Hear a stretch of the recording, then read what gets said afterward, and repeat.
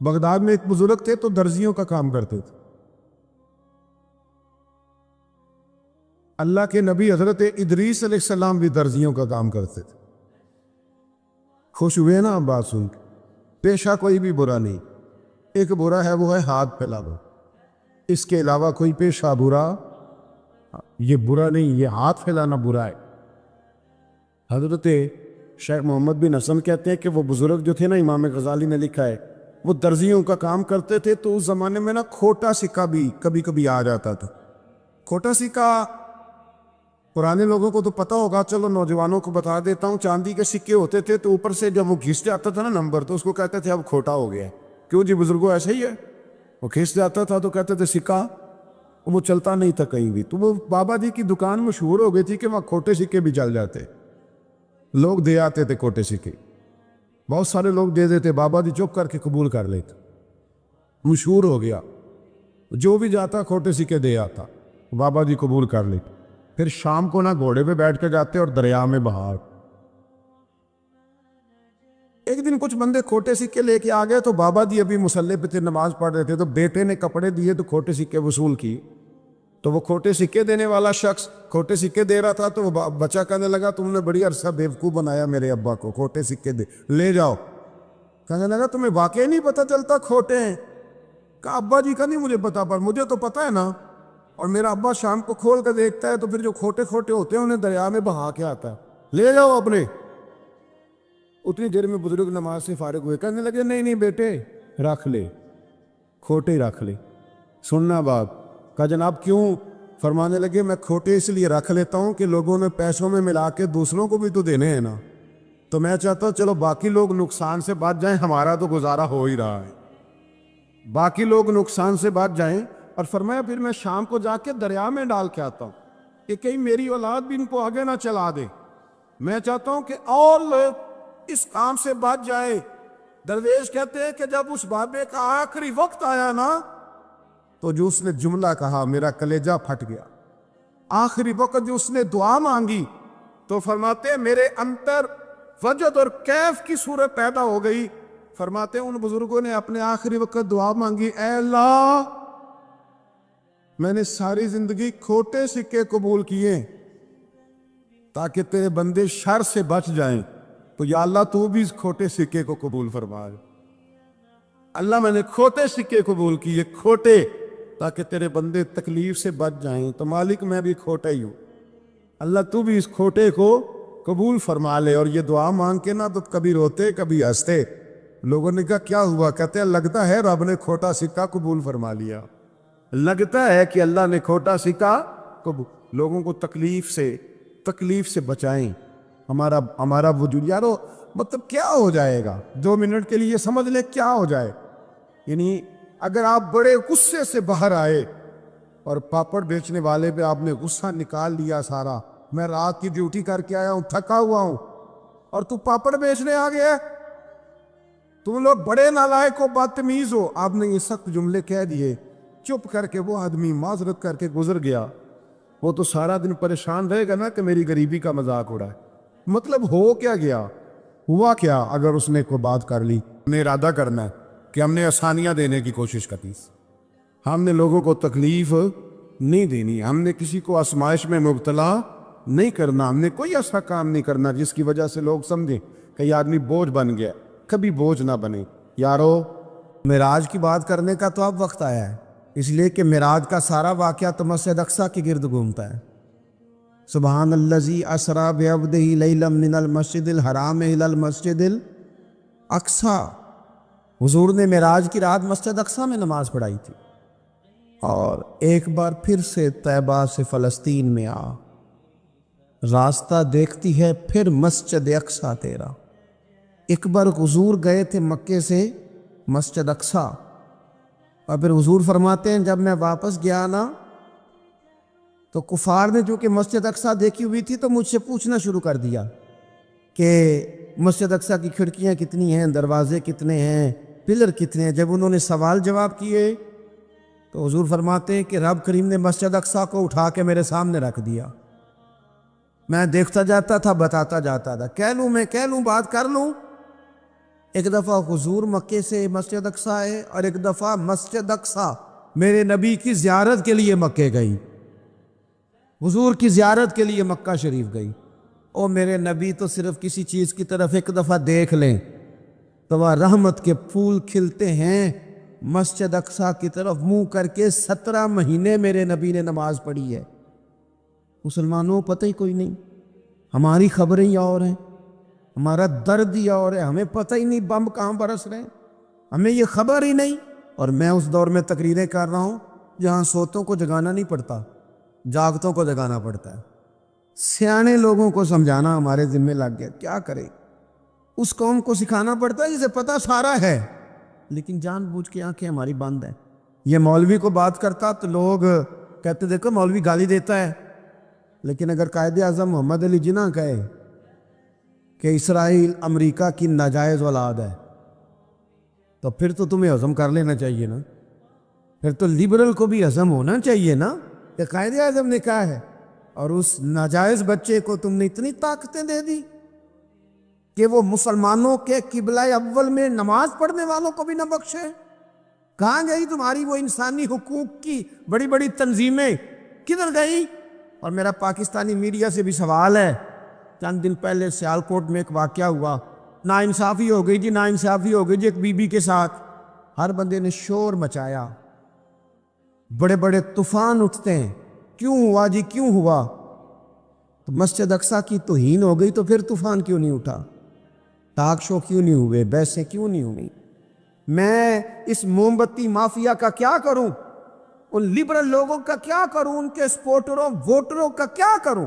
ان سیاسی جماعتوں کے کارکنوں کو کیا نام دوں کہ جو ان فضول بحثوں میں تو وقت ضائع کرتے ہیں، اور وہ مسجد اقصی اس کے بارے میں میرے نبی پاک صلی اللہ علیہ وسلم سے ایک صحابیہ نے پوچھا تھا، یا رسول اللہ مسجد اقصی میں نماز پڑھنا کتنا کو بہتر ہے باقی نمازوں کے مقابلے میں؟ تو حضور نے فرمایا 1000 گنا بہتر ہے۔ بی بی عرض کرنے لگی، سونیا میں جا تو نہیں سکتی، دل بڑا کرتا ہے۔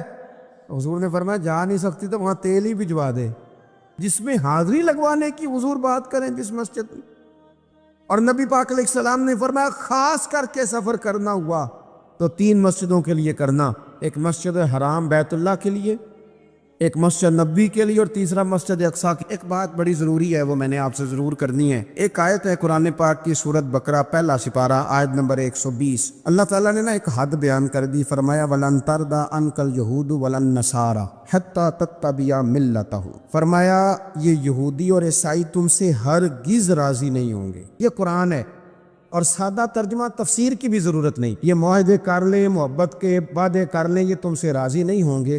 کب راضی ہوں گے؟ حتی تتبع ملتہم، یہاں تک کہ تم ان کے دین کی پیروی کرنے لگ جاؤ۔ میرا جب پہلی دفعہ پاسپورٹ بنا تو میں نے سارا پڑھا، کتابیں پڑھنے کا شوق تھا شروع سے۔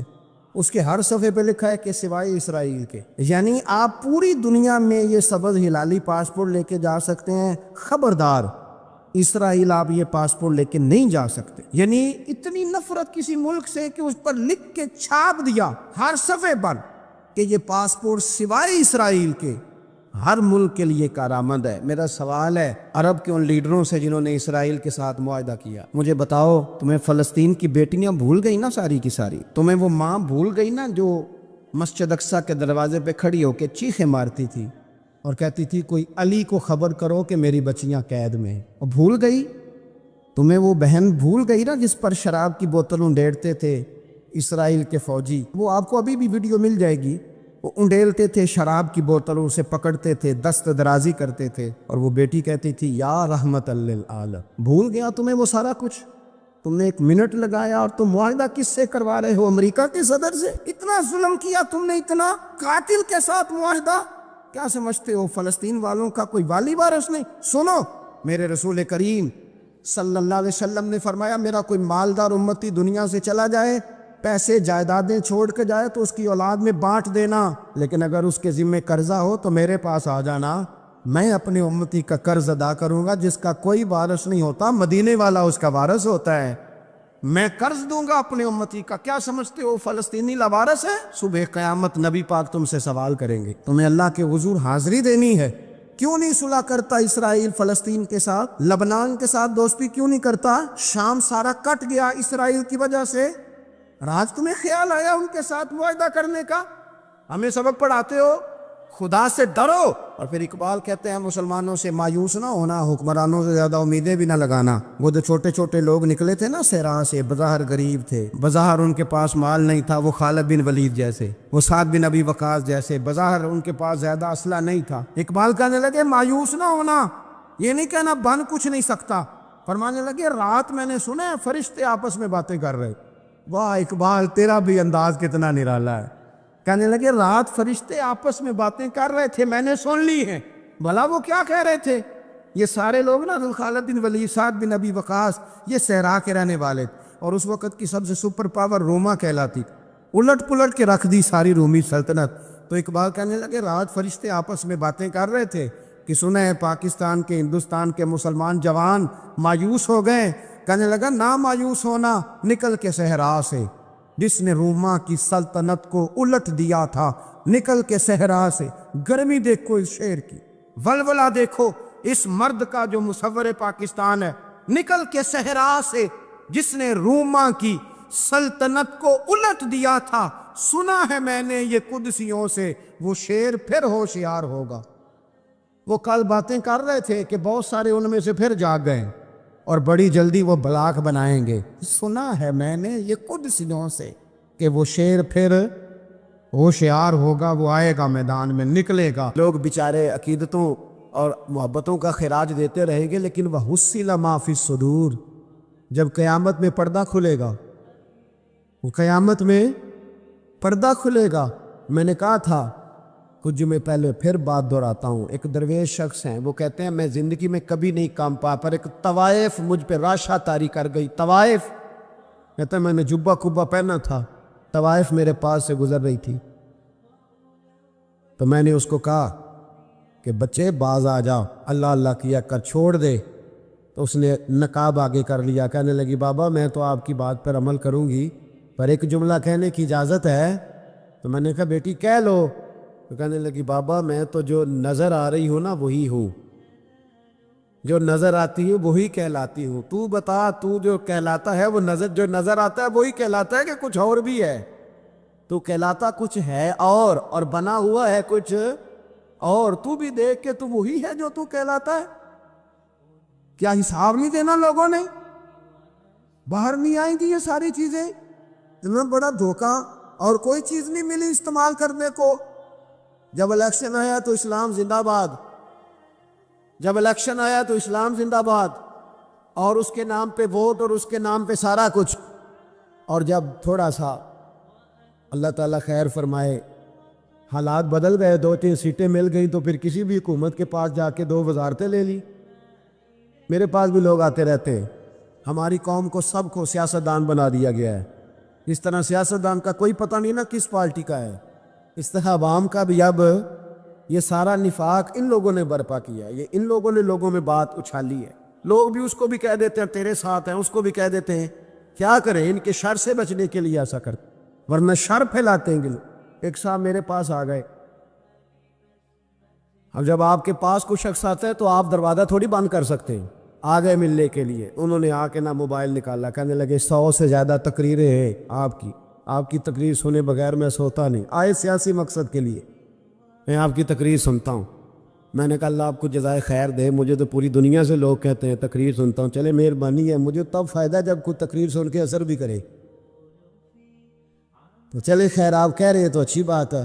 انہوں نے اس پر اور تھوڑا زور دینا شروع کیا، تو کئی دفعہ نا تکلیف ہوتی ہے کہ یار آپ کیا سمجھتے ہیں سامنے والا پاگل ہے، بیوقوف ہے، اور جو ساتھ لے کے آنے والے ہوتے ہیں وہ بھی خیال نہیں کرتے ہم کیا کہہ رہے ہیں، آپ پاگل سمجھ رہے ہیں سامنے والے کو کہ آپ جھوٹی تعریف کریں گے سامنے والا مان جائے گا؟ ڈرنا چاہیے اللہ تعالیٰ سے۔ یہ بڑی تقریر، آپ وہ جو آپ نے ایک موقع پہ کہا تھا، میں نے اسے کہا، میں نے کہا صاحب آپ نے 10 دفعہ کہا ہے تو میں نے سن لیا ہے، لیکن مجھے 1% بھی خوشی نہیں کہ آپ مجھے سنتے، یہ کام آپ الیکشن کے بعد آ کے میرے ساتھ کرتے تو مجھے بڑی خوشی ہوتی، مجھے تسلی ہوتی کہ آپ واقعی مجھے سنتے ہیں۔ یہ کیا بات ہوئی؟ پتہ نہیں اب آپ کس کس کو جا کے یہ کہیں گے، کس کس کے ساتھ آپ یہ زاویہ نگاہ لگائیں گے جو تجھے دیکھ کے پھر کسی اور کو بھی دیکھے، جو تجھے دیکھ کے پھر کسی اور کو بھی دیکھے تماشائی ہے وہ، طالب دیدار نہیں۔ تو میں نے کہا آپ تماشائی بن کے نہ آئے، مہربانی فرمائیں، جائیں کہیں اور جا کے۔ کیا سمجھا لوگوں نے؟ جس طرح کا موڈ آئے گا، جس کے ساتھ آپ جائیں گے۔ اب تو اتنا ماحول عجیب ہو گیا، پہلے کو کسی بزرگ سے ملتا تھا نا، کسی کو نیک سمجھ کے تو کہتا تھا حضرت میرے لیے دعا کرنا، اب کو ملتا تو کہتا حضرت جی اونا ویکھیا جے تہاڈی سیلفی لینی ہے۔ یہ کون سا دین؟ آپ مذہب کے نام پہ بھی وہی ملما سازی، وہی بناوٹ۔ تو جب راز کھلے گا، وَحُصِّلَ مَا فِي الصُّدُورِ، جب سینوں کی چیزیں باہر آئیں، میں کہتا ہوں آج راز کھل جائے، مشکل ہو جاتا ہے، لوگ وضاحتیں دیتے پھرتے۔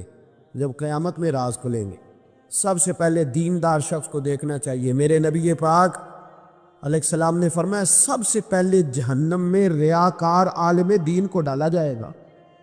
عالم کو سب سے پہلے دوزخ میں ڈالا جائے گا، اس لیے کہ اس نے اپنا قد اونچا کرنے کے لیے دین کو ٹیشو پیپر بنایا تھا۔ یہ تو بات ہو گئی دینداروں کی۔ ایک سیاستدان نے نعرہ لگایا، اس نے کہا روٹی دوں گا، کپڑا دوں گا، مکان دوں گا۔ ایک بعد میں پھر آ گیا، اس نے کہا تحفظ دوں گا۔ ایک تیسرا آ گیا، اس نے کہا میں فلاں کر دوں گا۔ آتے رہے لوگ، بیچارے مجبور ہیں، پریشان ہیں۔ ہمارے ملک میں پی ایچ ڈی کرنے کے بعد لوگوں نے چائے کے ڈھابے بنائے ہوئے ہیں، لوگ آزمائش کا شکار ہیں۔ کدھر جائیں؟ سیاستدان کے پیچھے لگ گئے، لوگوں نے نعرے بھی لگائے، لوگوں نے اپنی جیب سے پوسٹر بھی اس کے بلوا کے چسپاں کیے، ساری اس کے پیچھے لوگ لگ گئے۔ اب ہمیں تو نہیں نہ پتا تھا کہ وہ تو غریبوں کے جذبات سے کھیل کر اپنا قد اونچا کرنے جا رہا ہے، وہ تو ہوس اقتدار کا پجاری ہے، وہ تو صرف کرسی کے لیے لوگوں کے جذبات سے کھیل رہا تھا۔ اس نے تو اتنے زبردست نعرے اس لیے سکھائے تھے کہ لوگ میرے پیچھے لگ جائیں، کسی کی مجبوری کا نام لے کے اسے پیچھے لگا کے پھر وہ اپنے ذاتی مفادات لینا چاہتا تھا۔ اللہ فرماتے ہیں دنیا میں تو دھوکہ دے لے گا، پر وَحُصِّلَ مَا فِي الصُّدُورِ، میں راز کھول دوں گا۔ ایک حدیث سنانے لگا جو آپ نے رٹ کے یاد کرنی ہے، کر لیں گے انشاءاللہ؟ بولیے سارے کہیے انشاءاللہ، کر لیں گے یاد ماشاءاللہ سے؟ سنیں، ابو داؤد شریف میں، ترمذی میں حدیث ہے، نبی پاک علیہ السلام نے فرمایا کچھ لوگوں کی پشتوں پر اللہ قیامت میں جھنڈے گاڑ دے گا۔ پشت ہوتی ہے نا، پشت، مقعد، سرین، اس پر اللہ جھنڈا گاڑ دے گا، وجود کے ساتھ لگا دے گا۔ حدیث صحیح عرض کر رہا ہوں، حضرت انس بن مالک رضی اللہ تعالیٰ عنہ حدیث کے راوی ہے، فرمایا جھنڈا پشت کے ساتھ گاڑ دیا جائے گا، اور اونچا جھنڈا ہوگا قد سے۔ تو لوگ سارے کہیں گے یا اللہ یہ کون ہے؟ کون ہے یہ؟ تو رب کریم فرمائے گا یہ اپنی قوم کا غدار ہے، یہ اپنی قوم کا، ان کے جھنڈے یہاں نہیں لگیں گے، ان کے جھنڈے وہاں بھی لگیں گے۔ میرے نبی پاک علیہ السلام نے فرمایا غداروں کی پشتوں پہ اللہ جھنڈے لگائے، اور یہ جھنڈے لگیں گے، اور جب لوگ پوچھیں گے یہ کون ہے تو کہا جائے گا وہ یہ ہے جس کو قوم نے امانت دار سمجھ کے سربراہی دی، پر یہ غدار نکلا۔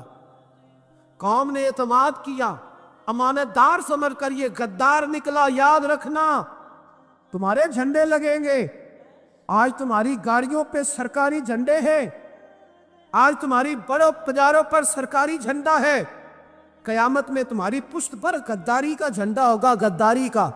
اور میرے نبی پاک علیہ السلام نے فرمایا غریبوں کو اللہ قوت دے دے گا، اور جو تکبر کرنے والے تھے انہیں اللہ کیڑیوں کی شکل عطا کرے گا، چیونٹیوں کی شکل، کیڑے مکوڑے بنا دے گا، اور غریب پیروں کے نیچے مسل کے جائیں گے۔ وقت تھوڑا رہ گیا، وَحُصِّلَ مَا فِي الصُّدُورِ، فرمایا تمہارے سینے کے سارے راز اللہ باہر نکال دے، فاش ہو جائے گی، ہر چیز کھل جائے گا، سارا آئینہ باہر آئے، تمہیں وہ سارا کچھ بھگتنا ہے۔ کتنے بادشاہ گزرے آپ کے ملک میں، کتنوں کی قبروں پہ لوگ فاتحہ پڑھنے جاتے ہیں، کتنے ہیں جن کا اب نام ہوتا ہے، تصویریں لگی ہوئی ہیں پارلیمنٹ میں، اس سے زیادہ کوئی شے؟ ختم ہو گئی بات، کدھر گئے؟ ہمارے تو نوجوانوں کو یاد بھی نہیں، کیا کسی نے کمال کر لیا وزیر اعظم بن کے؟ کیا اس نے کر لیا؟ ختم ہو گئی بات۔ خدا را جو آپ ہیں آپ وہی بیان کریں، دھوکہ نہ دیں، ورنہ یہ راز جب کھلے گا، میرے نبی پاک علیہ السلام نے فرمایا بہت بڑا تاجر قیامت میں اللہ کی بارگاہ میں کھڑا کیا جائے، اللہ اس کے بچوں کو بھی بلائے گا، کہے گا تمہیں پتہ ہے تمہارا مال حرام ہے، ناجائز ہے، تمہارے باپ نے دھوکے سے کمایا ہے۔ تو نبی پاک علیہ السلام نے فرمایا، امام سیوطی نے حدیث لکھی ہے، نبی پاک فرمانے لگے وہ اولاد اپنے باپ پہ مقدمہ کر دے گی، وہ جن کو دے گیا نا کہ وہ والا پلاٹ بھی تیرا، وہ والا بھی تیرا، وہ والا بھی، وہ مقدمہ کر دے، وہ کہیں گے اے اللہ ہم نے اسے کہا تھا ہمیں ناجائز مال دے، اس سے پوچھ اس نے کیوں کمایا۔ میرے مصطفیٰ کریم علیہ السلام فرماتے ہیں احد پہاڑ کے برابر اس کی نیکیاں ہوں گی، لیکن جرم یہ ہوگا کہ کمائی حرام تھی، تو اللہ کریم ان بچوں کے مقدمے کی وجہ سے باپ کو جہنم میں داخل کر دے گا۔ یہاں وہ سخی بھی بن کے گیا ہے، یہاں وہ کہتا وہ کہانیاں سنایا کرتا تھا کہ میں بڑی محنت سے آگے گیا ہوں۔ وَحُصِّلَ مَا فِي الصُّدُورِ، میں تمہارے سینوں کی چھپی چیزیں راز کھول دوں، راز فاش ہو، تمہیں ہر چیز دیکھنی پڑے گی۔ میرے رسول پاک علیہ السلام کی ایک حدیث بڑی انفرادی ابن حجر نے لکھی، میں تو اس حدیث کو پڑھ کے میں نے کتاب بند کر دی، میں نے کہا اللہ انہیں معاف کرے۔ نبی پاک علیہ السلام نے فرمایا جس کو امین بنایا گیا اور اس نے خیانت کی، وہ کسی جگہ کا بھی امین تھا، وہ ممبر رسول کا امین تھا یا ڈاکٹر کی کرسی کا، وہ کسی سکول کے ادارے کا امین تھا یا حکومت میں کسی عہدے پہ جسے امین بنایا گیا، توجہ ہے میری بات پر، جسے امین بنایا گیا اس نے خیانت کی، تو اس نے جس چیز کی خیانت کی ہوگی وہ چیز قیامت کے دن اس کی گردن کے ساتھ لٹکی ہوئی ہوگی، گردن کے ساتھ۔ محبوب فرمانے لگے ایک شخص آئے گا اس کی گردن پر اونٹ بیٹھا ہوگا، اور حدیث کے لفظ یہ ہے حضور فرماتے ہیں مجھ سے فریاد کرے گا یا رسول اللہ میری مدد کرے، تو میں اسے کہوں گا میں نے تجھے سمجھایا نہیں تھا، اب تیرے بارے میں اللہ فیصلہ کرے گا۔ پھر ایک اور شخص آئے گا تو اس کی گردن کے ساتھ، اس نے چونکہ گھوڑے چرائے تھے تو اس کی گردن کے ساتھ گھوڑے لٹکے ہوئے ہوگی، گھوڑے، اللہ اکبر، تو وہ فریاد کرے گا حضور میری مدد کرے۔ ذرا یہ چیزیں بھی جاگ کے سنا کریں۔ آپ شفاعت رسول کے موضوع پر نعرے لگاتے ہیں، پہلے یہ بھی تو دیکھیں نا حضور سفارش کریں گے کس کی، اس پر بھی ذرا غور فرمائیں۔ وہ جو سبحان اللہ ماشاءاللہ والا عنوان ہوتا ہے اس پہ کہتے ہیں ماشاءاللہ جی آج تو پتہ چل گیا جنتی ہے۔ وہ بھائی جنت کی سڑک پہ بھی تو چڑھنا ہے کہ نہیں، اور رستہ بھی اختیار کرنا ہے کہ نہیں، کہ آپ کا خیال یہ ہے کہ آپ کو ہیلی کاپٹر کے ذریعے جنت میں ڈال دیا جائے، کچھ کرنا نہ پڑے۔ عزیز بھائی، میرے نبی پاک علیہ السلام فرمانے لگے کچھ لوگ ایسے ہوں گے کہ ان کی گردنوں کے ساتھ بکریاں ممنا رہی ہوگی، گدھے ہنہنا رہے ہوں گے، فرمایا وہ فریاد کریں گے تو میں کہوں گا تمہیں سمجھایا نہیں تھا۔ اور پھر حضور فرماتے ایک شخص آئے گا جس کی گردن کے ساتھ اژدہا بندھا ہوگا، اس کے منہ کو ڈسے گا، تو وہ کہے گا اسے پیچھے ہٹاؤ، اور پھر اس سے کہے گا اژدہے سے تو ہے کون، تو وہ کہے گا میں تیرا وہی مال ہوں جسے تجوری میں سنبھال کے رکھتا تھا، آج میں تیری گردن سے لپٹ گیا ہوں تو کہہ رہا ہے پیچھے ہٹ جا۔ بھائی راز کھلے گا، آپ یقین کریں، اچھے لوگوں کے جب راز کھلیں گے قیامت میں تو موج لگ جائے گی۔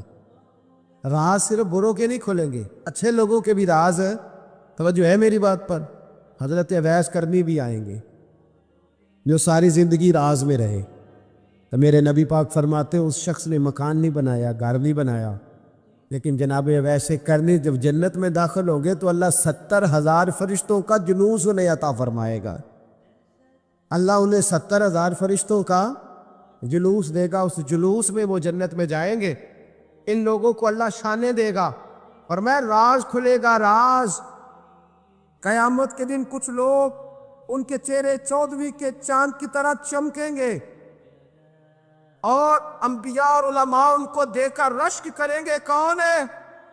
میرے مصطفیٰ کریم علیہ السلام فرماتے ہیں رب کریم فرمائے گا یہ میرے محبوب کی امت کے وہ نیک لوگ ہیں جس سے بھی محبت کرتے تھے اللہ کی رضا کے لیے کرتے تھے، اور جس سے بھی انہوں نے زندگی میں دشمنی رکھی صرف ہے اللہ کی رضا کے لیے۔ اب یہ اللہ کی رضا والا معاملہ کہاں تھا؟ ان کے سینے کے اندر، اس کی جزا انہیں قیامت میں ملے گی۔ کچھ لوگوں کا راز کھلے گا، انہیں بڑا لطف آئے گا۔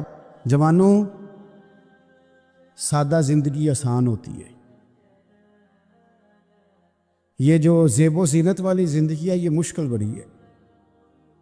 آپ یقین کریں جن لوگوں نے کپڑے پہننے ہیں نا پردے کے لیے وہ بڑے سوکھے ہیں، جو بھی مل گیا پہن لیا، اور جنہوں نے دکھانے کے لیے پہننے ہیں وہ بڑی مصیبت ہے کہ یار میں نے اتنا مہنگا جوڑا پہنا ہے کسی نے تعریف ہی نہیں کی.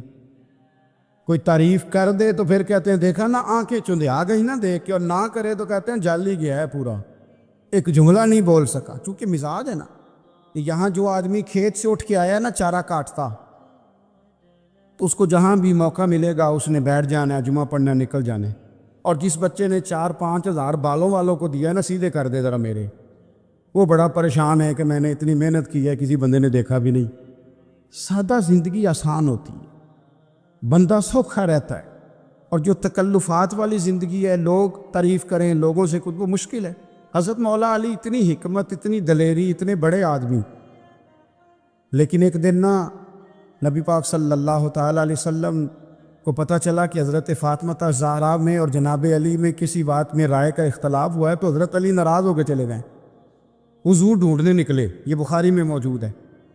سرکار ڈھونڈنے نکلے تو دیکھا کہ حضرت علی نا مسجد نبی کے ساتھ ننگی زمین پر ایک چادر بچھائی تھی.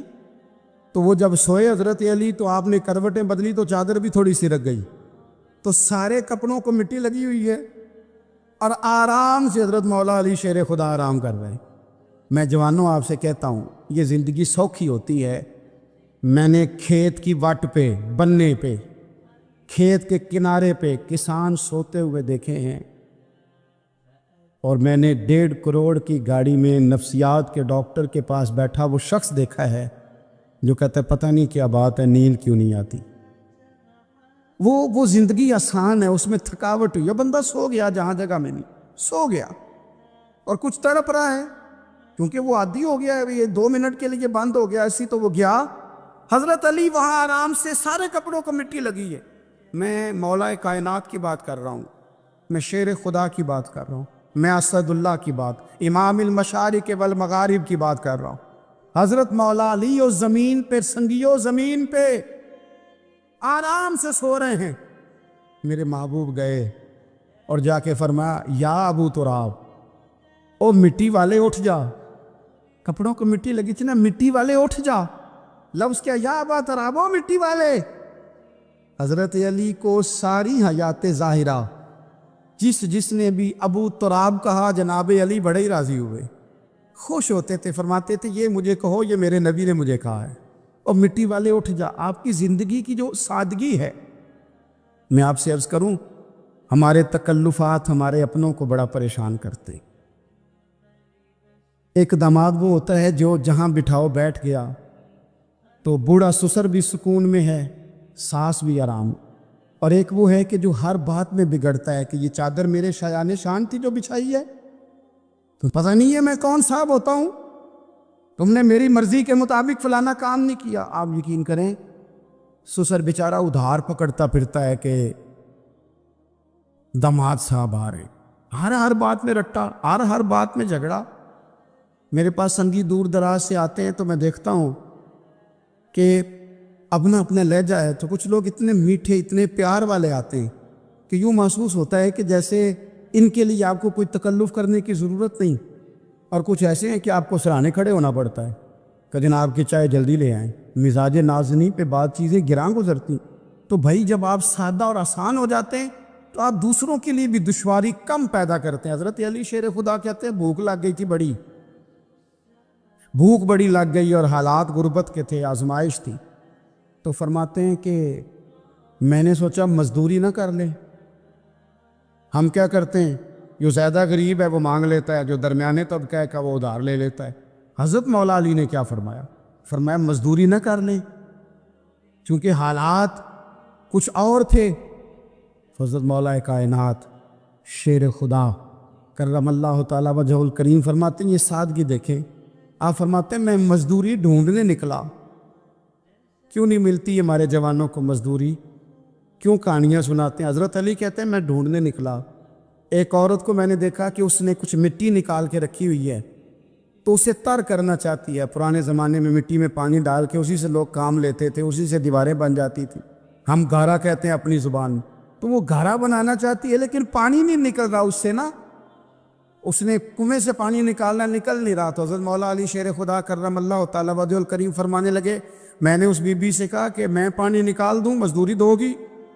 اس نے کہا میں بھی مزدوری تلاش کر رہی تھی، ایک پانی کا ڈول آپ نکالیں گے اور مٹی پہ ڈالیں گے تو ایک کھجور دوں گی۔ حضرت علی فرماتے ہیں گرمی بڑی سخت تھی، میں نے 16 ڈول پانی کے نکالے، 16 برتن بھر کے پانی نکالا اور اس مٹی پہ ڈالا، پھر میں ہاتھ دھو کے آیا اور اس خاتون کے پاس بیٹھا تو اس نے مجھے، او مزدورو کمزور کمزور پڑتے ہو، پیچھے پیچھے ہو کے بیٹھتے ہو، خیال بناتے ہو کہ ہم کوئی کمزور لوگ ہیں، یہ دیکھو میں کن کی بات کر رہا ہوں، جن کا پیار ایمان ہے، جن کی محبت ایمان ہے۔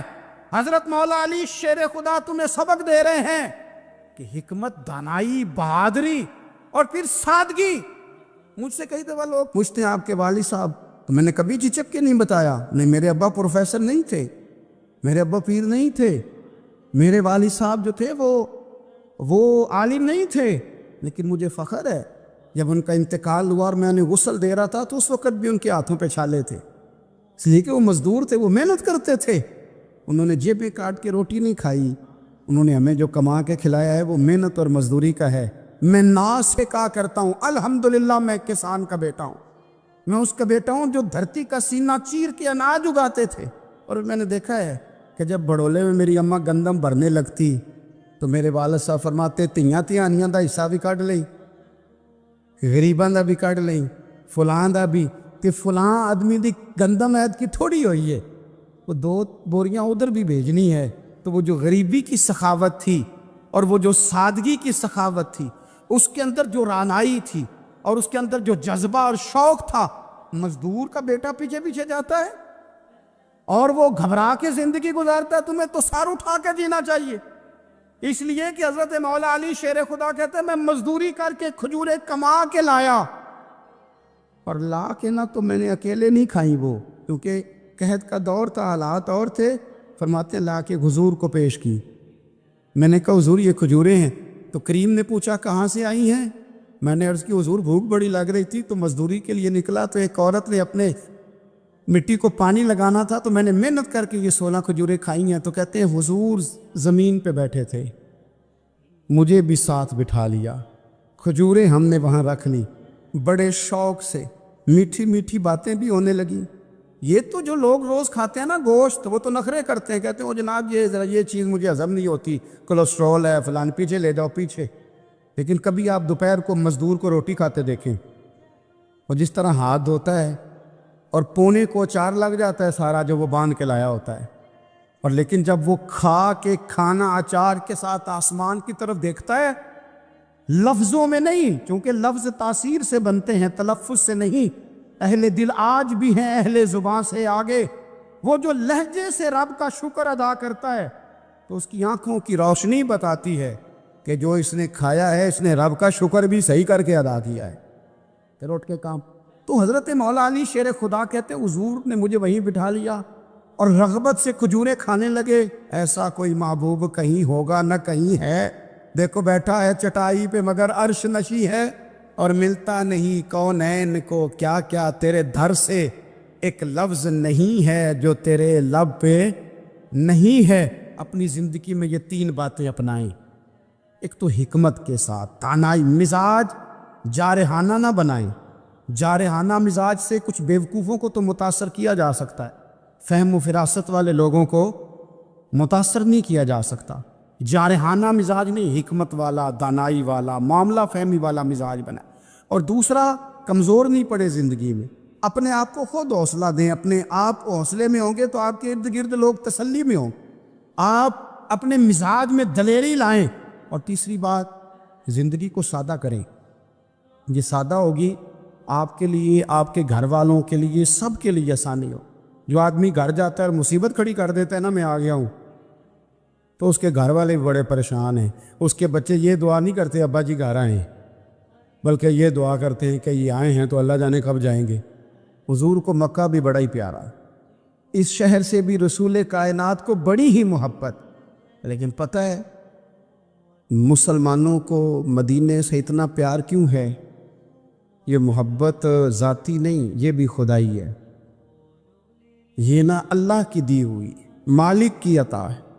حضور نے دعا فرمائی مدینے کی محبت کے لیے، نبی پاک نے، یہ جو ہمارے سینے مچلتے ہیں، دل تڑپتے، ہماری اولادیں روتی ہیں، ہم سب کچھ قربان کر کے بھی اس شہر نور میں جانا چاہتے ہیں۔ تو یہ خدائی فیصلہ ہے، اللہ کی پیدا کی ہوئی محبت ہے۔ حضرت سیدہ عائشہ صدیقہ رضی اللہ تعالیٰ عنہ فرماتی ہیں، بخاری مسلم میں موجود ہے، فرماتی ہیں جب رسول پاک صلی اللہ علیہ وسلم مدینہ تشریف لائے تو حضرت ابو بکر صدیق رضی اللہ تعالیٰ عنہ اور حضرت بلال حبشی رضی اللہ تعالیٰ عنہ کو نا بخار ہو گیا۔ تو فرماتی ہیں چونکہ دونوں کو بخار تھا تو ایک روایت میں تو یوں بھی ہے کہ حضرت بلال نا مکے کے فراق میں شعر بھی پڑھتے تھے۔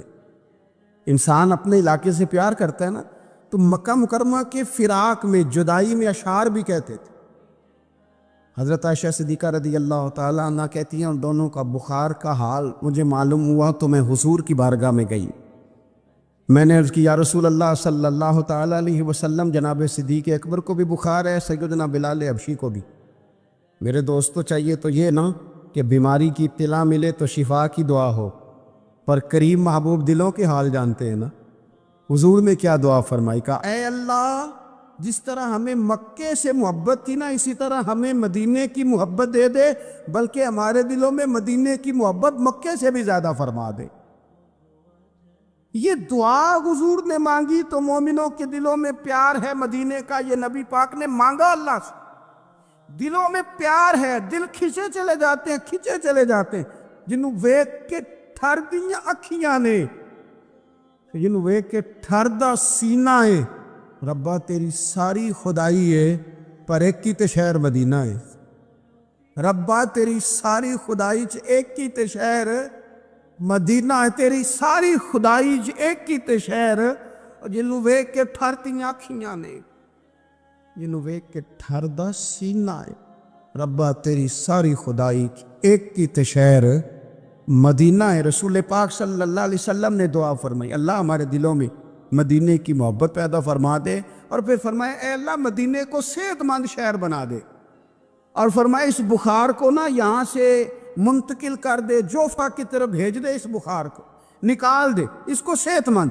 یہ کچھ دن پہلے نا عالمی ادارہ صحت نے رپورٹ جاری کی، یہ عالمی ادارہ صحت نے دنیا کے سارے شہروں میں صحت کے لحاظ سے سب سے زیادہ بہترین شہر شہر رسول ہے، مدینہ منورہ ہے، مدینہ منورہ ہے۔ ہم عالمی ادارہ صحت والوں سے کہتے ہیں تم رپورٹ نہ بھی نہ جاری کرتے، تم نے تو آج رپورٹ جاری کی ہے نا، تو یہ رپورٹ تو فرشتوں نے پہلے بنا لی تھی، اس لیے کہ حضور نے دعا کی تھی اللہ مدینے کو صحت والا شہر بنا دے۔ وہاں تو بڑے بڑے بیمار جا کے ٹھیک ہو جاتے، بڑے بڑے کمزور جا کے تندرست ہو جاتے، بڑے بڑے بوڑھے جا کے لگتا ہے توانا ہو گئے۔ وہ تو شہر ہے، کیا باتیں ہیں اس شہر کی۔